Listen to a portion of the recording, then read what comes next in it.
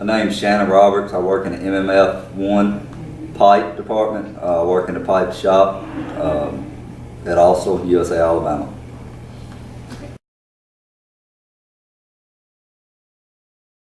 I support the union. I grew up in a union family.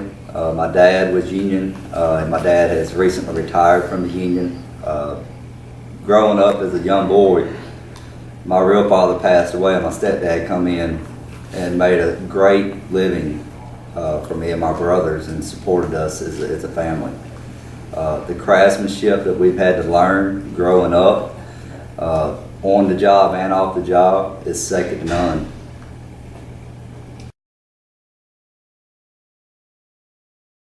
Austal safety program is terrible. Their safety really has no control over what the management and supervisors do.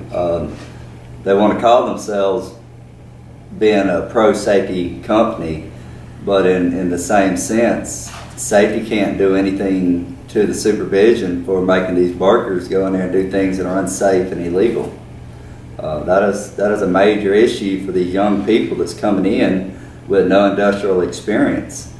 They should be putting these young men's and women's lives before production, but they choose not to, and I have a major issue with that.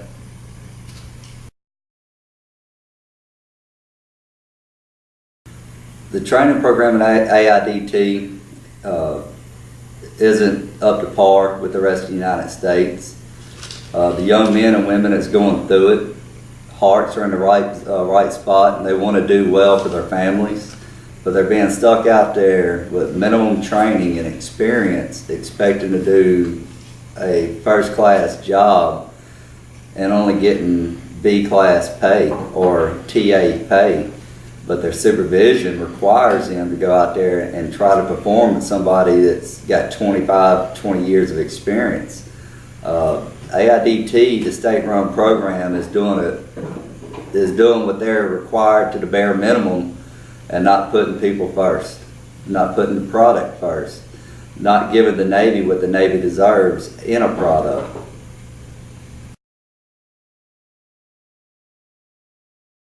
The safety on a work site, there is none.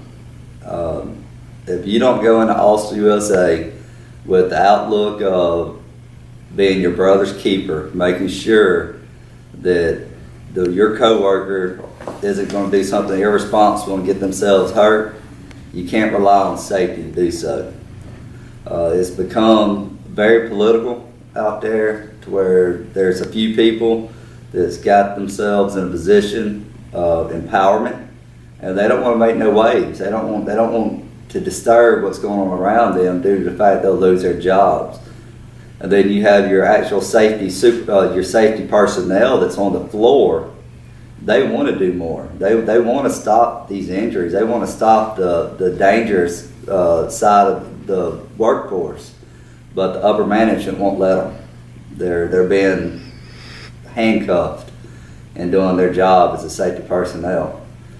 And saying that, for an example, back August of 2012, I made a report to Ted Parks about an injury, about the drill motors being unsafe, what it would take. Gave him several ideas that would make this a safer product to work with. And Ted done the best he could do, and brought me an email and showed me an email where the upper management and our vice president of human resources sent this email out saying that it wasn't in the company's budget to replace these drill motors. That they pay $189 a drill motor for what y'all are presently using, and for $212 a drill motor, you could have got them with clutches. And to have a drill motor with a clutch, I wouldn't be going through my second surgery. And going through this surgery, being involved with the medical side, having to sit in the first aid, I can tell you countless broken wrists and broken hands that I've seen from the exact same drill motor. But the company that supports you and wants you to be safe is reluctant to getting you what you need to stay safe.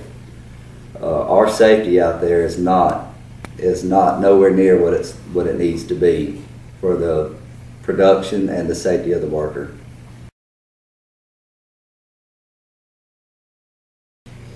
My injury happened December 5th, 2012. Drill motor bound up, wound up breaking my number 4 and number 5 metacarpal, and wound up breaking 3 of the bones in my wrist. When I first got hurt and I went to first aid, I was told that my hand is not broke, that my fingers are dislocated, that they would pop my fingers back in place and put ice on it. I told them they wasn't going to pop my fingers back in place. I sat there in the first aid for over an hour waiting on somebody in the upper management side of the medical team to come over there and look at my hand and say it was broke. My number 4 metacarpal was almost coming out my skin.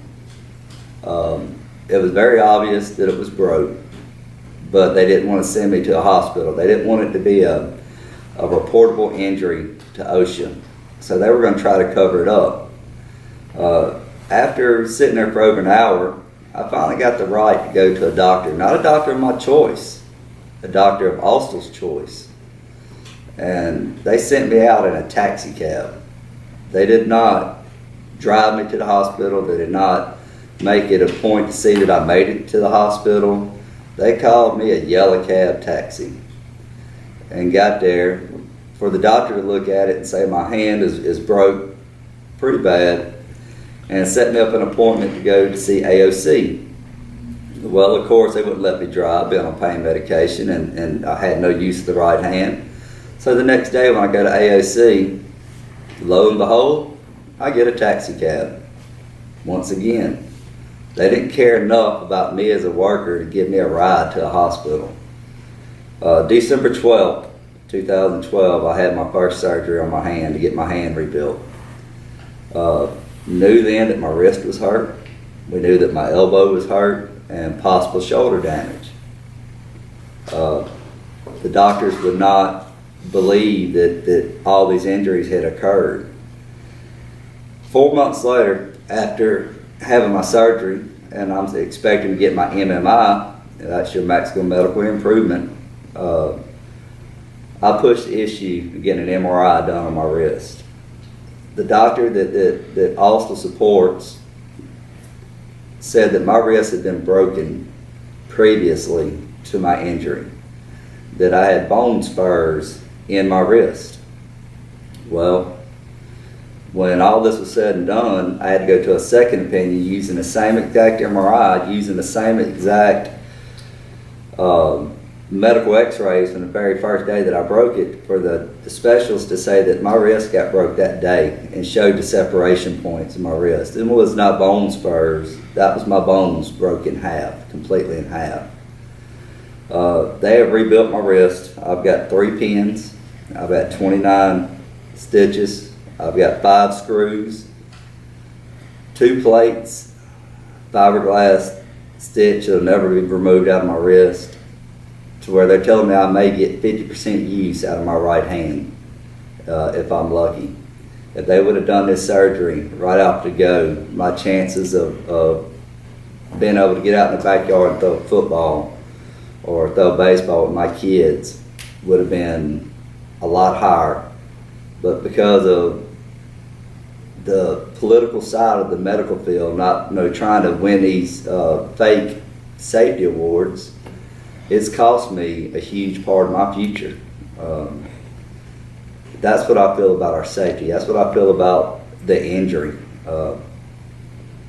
I just wish that y'all would realize, as workers, as a workforce, they make these promises and they tell you what they're going to do, that they make you believe that they care about you, when the truth of it is, you're a number. My number is SCR 6795, not Greg Pizzavelli or Don Kegelman or whatever. He don't know who I am. He don't know my son. He don't know my wife. All I am is a stock option to him. And now that I'm hurt, my stock's no good. Without a union being involved, this is the way it's going to continue. If we can get a union involved, we can address these safety issues. We can address the medical team's response time, what they're going to do. That's all right as a company, as a union. But without a union, we'll never have that option.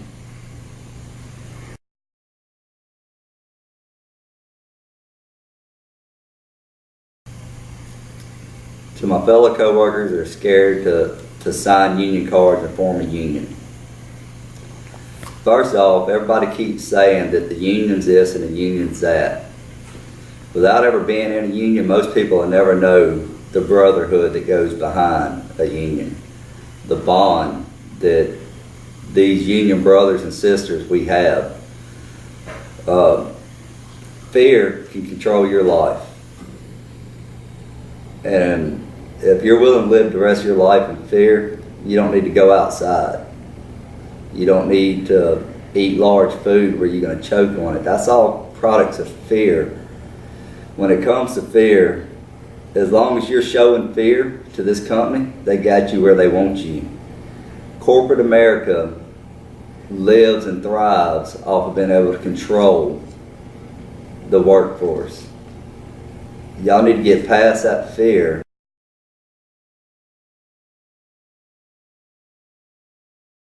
Being afraid to sign a card is where the company wants you. And you don't need to be afraid to sign a card. Once you put your signature on that card, you're protected by national labor laws. You're protected by a brotherhood of union members. A brotherhood that's a lot larger than any union that I've been a part of physically. It's no longer a sheet metal union. It's no longer a pipe union. It's no longer an electrical union. It's all of us, the painters, the machinists, we're all coming together as one. And you've always heard your whole life, strength is in numbers. Well, it's never truer today than our strength is going to come within our numbers.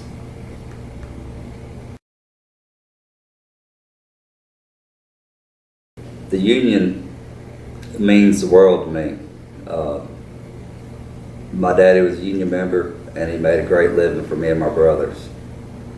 I decided to join a union at a young age and went through a 5-year apprenticeship.